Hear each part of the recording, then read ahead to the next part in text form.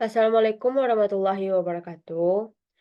Perkenalkan nama saya Trisukma Fani dari kelas 2C dan 4 Teknik Telekomunikasi. Di sini saya akan membahas tentang polarisasi melingkar antena mikrostrip S-shape dengan pencatu elektromagnetic coupling.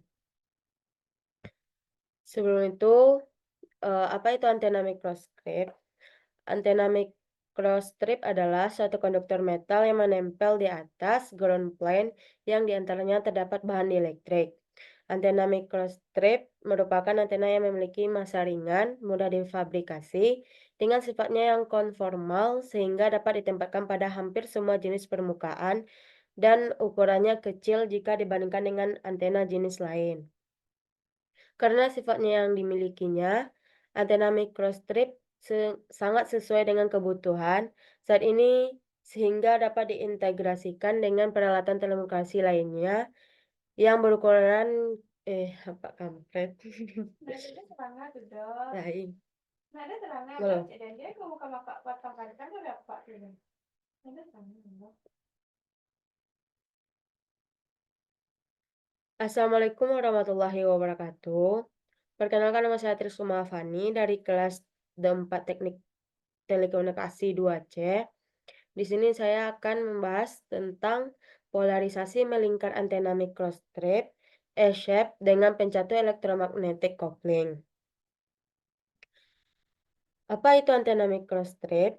Antena mikrostrip adalah suatu konduktor metal yang menempel di atas ground plane yang diantaranya terdapat bahan dieelektrik. Antena mikrostrip merupakan antena yang memiliki massa ringan, mudah difabrikasi dengan sifatnya yang konformal sehingga dapat ditempatkan pada hampir semua jenis permukaan dan ukurannya kecil jika dibandingkan dengan antena jenis lainnya. Karena sifat yang dimilikinya, antena mikrostrip sangat sesuai dengan kebutuhan saat ini, sehingga dapat diintegrasikan dengan peralatan telekomunikasi lain yang berukuran kecil. Akan tetapi, antena mikrostrip juga memiliki beberapa kekurangan, yaitu bandwidth yang sempit, gain dan directivity yang kecil, serta efisiensi yang rendah. Antena mikrostrip terdiri dari 3 lapisan. Lapisan tersebut adalah conducting patch, substrat dieelektrik, dan ground plane. Masing-masing dari bagian ini memiliki fungsi yang berbeda. Nah, di dalam yang saya bahas ini, antena mikrostripnya desain S-shape, yaitu patch logam pada antena ini memiliki bentuk seperti huruf E. Bentuk ini memungkinkan antena untuk memiliki bandwidth yang lebih besar dan lebar dan efisiensi yang lebih tinggi dibandingkan dengan antena mikrostrip konvensional.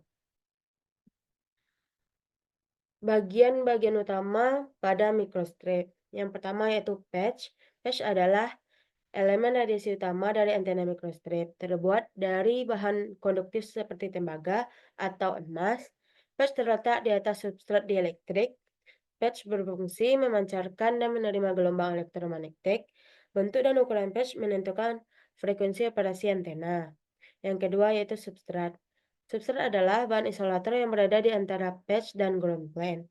Substrat terbuat dari bahan dengan konstanta dieelektrik tertentu, seperti yang kita gunakan pada antena mikrostrip ini yaitu FR4. Ada bentuk lain yaitu RT atau Durite atau Roger.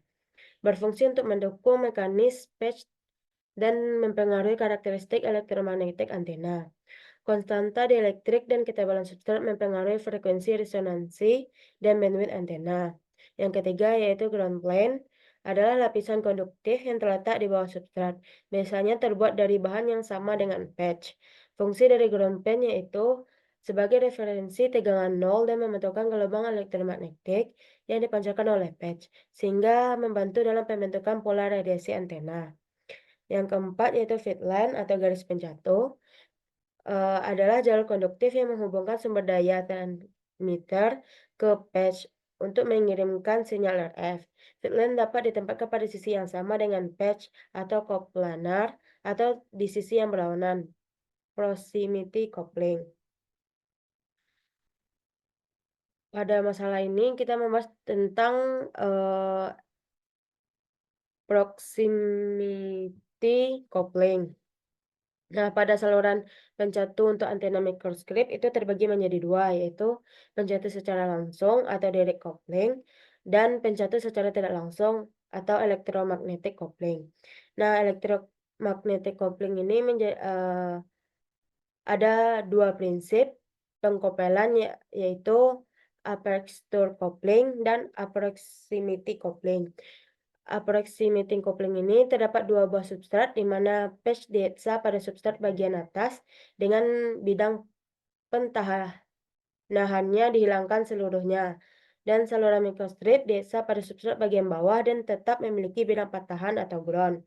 Ada beberapa hasil penelitian yang telah dilakukan dengan menggunakan bentuk S-shape yang dicatu dengan pencatu langsung seperti probe fade atau coaxial fade. Pada penelitian ini akan dirancang dan dipublikasi antena mikrostrip berbentuk S-shape dengan polarisasi melingkar yang dicatu secara proximity coupled untuk aplikasi wireless fidelity atau Wi-Fi pada frekuensi 2,4 GHz. Untuk menghasilkan polarisasi melingkar pada antena dapat diberikan sedikit gangguan, antara lain pemberian slot, stop, atau memotong sedikit desain dari patch.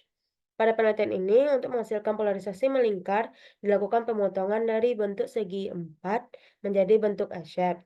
Sedangkan teknik pencatu proximity coupling dilakukan untuk meningkatkan nilai bandwidth dari antena.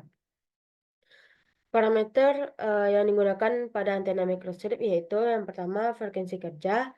Frekuensi kerja atau frekuensi operasi adalah frekuensi pada mana suatu perangkat atau sistem elektronik seperti antena, sirkuit, atau sistem komunikasi dirancang untuk berfungsi secara optimal. Nah, pada penelitian ini digunakan frekuensi kerja 2,4 GHz. Yang kedua yaitu return loss, adalah ukuran daya yang dipantulkan kembali dari antena dibandingkan dengan daya yang diterima. Dengan satuan desibel, nilai return loss yang rendah atau lebih negatif menunjukkan bahwa antena lebih efisien dalam menerima daya dari pencatu. Nilai yang biasanya di bawah min 10 dB. Yang ketiga yaitu VSWR atau Voltage Standing Wave Ratio. Rasio antara tegang maksimum dan minimum pada feed line. VSWR yang rendah atau dekat dengan 1:1 menunjukkan bahwa antena memiliki impedansi yang cocok dengan pencatu, yang berarti lebih sedikit daya yang dipantulkan. VSWR yang baik biasanya di bawah 2:1. Nah, yang keempat yaitu bandwidth, adalah rentang frekuensi di mana antena dapat beroperasi dengan efisien, menentukan kemampuan antena untuk menangani berbagai frekuensi dalam aplikasi broadband. Yang kelima, gain adalah ukuran seberapa baik antena memfokuskan daya dalam arah tertentu dibanding dengan antena isotropik. Gain yang lebih tinggi menunjukkan bahwa antena dapat memfokuskan lebih banyak daya dalam satu arah, yang penting untuk berkomunikasi jarak jauh. Nah, pada penelitian ini digunakan juga simulasi CST.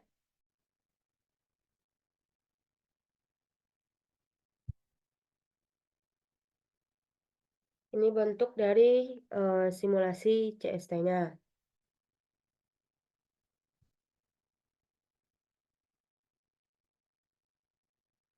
Nilai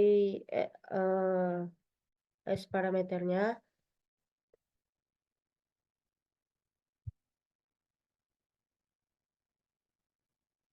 VSWR dan nilai bentuk dari polarisasi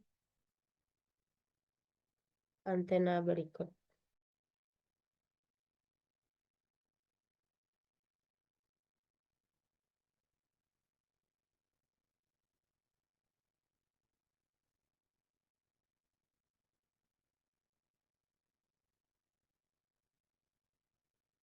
Ini bentuk polarnya, yang ini bentuk 3 dimensi, ini bentuk dari polarnya.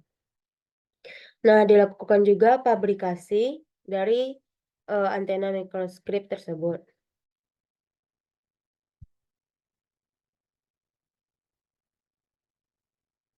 Langkah-langkah untuk fabrikasi antena. Nah, pindahkan file CST tadi ke DXF, kemudian print copy. Langkah selanjut, tempelkan gambar yang telah di-print tadi ke PCB dengan cara disetrika. Terlihat seperti pada gambar. Langkah selanjutnya, tempelkan gambar yang sudah disetrika menggunakan spidol permanen. Cara ini dilakukan bertujuan agar tembaga di PCB tidak hilang saat proses pelarutan.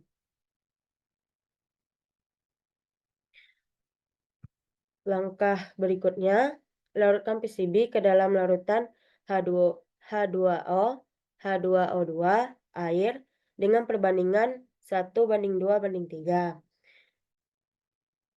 Langkah selanjutnya yaitu sisa dari spidol pada PCB bersihkan menggunakan thinner. Dikarenakan tidak adanya thinner, saya menggunakan pasir membersihkannya.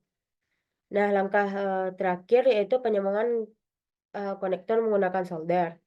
Terlihat pada gambar, inilah hasil dari pabrikasi yang telah saya lakukan.